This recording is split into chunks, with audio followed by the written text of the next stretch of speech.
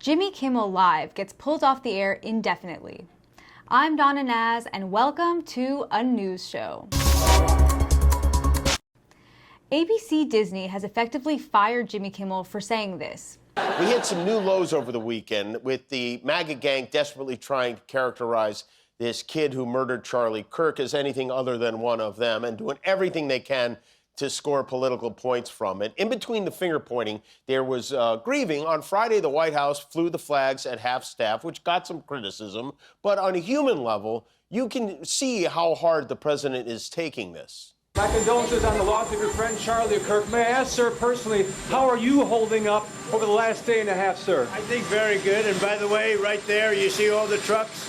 They've just started construction of the new ballroom for the White House, which is something they've been trying to get, as you know, for about 150 years. And it's going to be a beauty.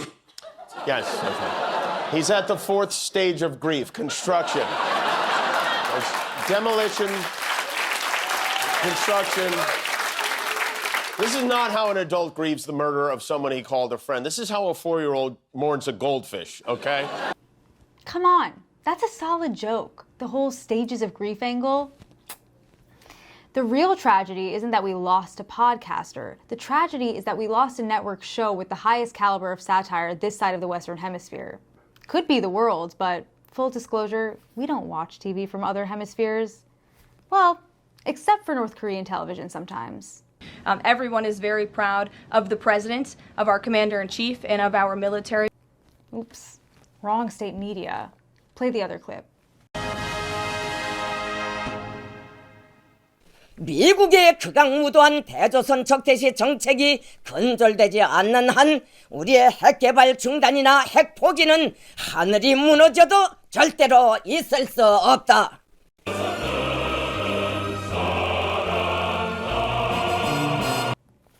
That shit is wild. Now conservatives are demanding that Jimmy Kimmel make a direct apology to the podcaster's family. We have an early copy of Jimmy Kimmel's apology. Dear insert name here. I'm very sorry. And by the way, right there, you see all the trucks? They just started construction of the new ballroom for the White House, which is something that they've been trying to get, as you know, for about 150 years. And it's going to be a beauty.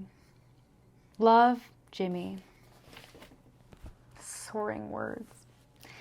Nexstar, the company that controls about 32 ABC affiliates, pulled Jimmy Kimmel Live for being divisive and replaced it with Family Feud, a show literally built around feuding. But the fun kind, where Steve Harvey asks for a state with the letter Y in it and someone says Washington. Give me a U.S. state with the letter Y in it. Washington. Washington State. Okay. Oh, now it just hit me. Washington. I would have said Wyoming. Wyoming. Hell yeah, I got it right.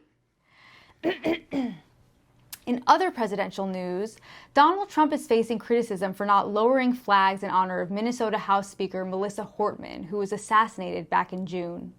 Do you think it would have been fitting to lower the flags to half-staff when Melissa Hortman, the Minnesota House Speaker, was gunned down by an assassin as well? I'm not familiar. The Minnesota House Speaker, a Democrat, who was assassinated this summer. Well, if the governor had asked me to do that, I would have done that. But the governor of Minnesota didn't ask me. I didn't.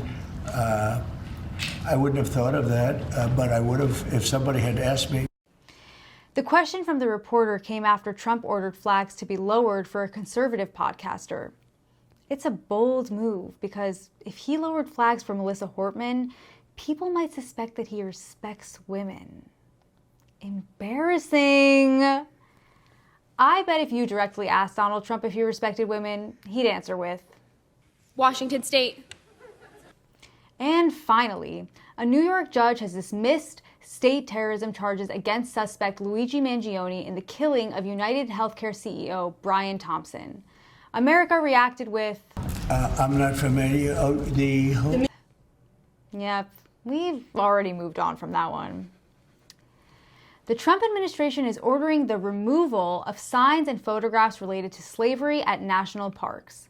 We're covering that in this week's segment, History Has Its Eyes on You, and it's hating the view. Perhaps the most notable removal order is that of the scourged back, a photograph from 1863 that shows the scars on the back of a man from whipping by his masters before escaping slavery. Now, to be fair, Trump may not be trying to erase history here. He might just be trying to get people to not think about marks on people's bodies for some reason. This comes 3 weeks after Trump threatened to pull federal funding for the Smithsonian over its slavery exhibits, claiming they're too woke and focus too much on how bad slavery was. But that's not what he said when he took a tour of the Smithsonian's National Museum of African American History and Culture back in 2017. What do you think of the museum, Mr. President? Oh my, Honestly, it's fantastic. He went from fantastic to too woke real quick. That is quite the 180, or shall we say, quite the 1641. All of this stems from an executive order Trump signed back in March, in which he directed the Interior Department to eliminate any information reflecting a corrosive ideology that disparages historic Americans. So I guess that means absolutely any and all information related to Jake Paul will also be removed? Hey, we finally got a Jake Paul reference in. Honestly, it's fantastic. Oh, thanks, Don. Thanks for watching. Make sure to like and subscribe. I'm Donna Naz, and now we leave you with today's mic drop moment. But you can come at me all you want. I don't care. So here's the deal. How are we supposed to have confidence when you're sitting up here telling the Senate yesterday that it will take you 14 years before you can get the FBI fully staffed to do their jobs? You're also now redirecting resources so that they can go and play ICE agents on the streets. You're getting rid of your most qualified people. And even when it came down to somebody that you consider to be a friend, you were posted up having some fancy dinner to the extent that you posted not only once erroneously, you posted twice erroneously as it relates to catching somebody. And then you want to go and say, let me take a victory lap. Because honestly, if it wasn't for parents deciding that they were going to turn in their child, it seems like y'all wouldn't have got there, even though he literally confessed online. So I'm confused about what it is that the FBI is doing, except for trying to put on a show for The Apprentice, or whatever you want to call him. What do you think of the museum, Mr. President? Oh my, Honestly, it's fantastic.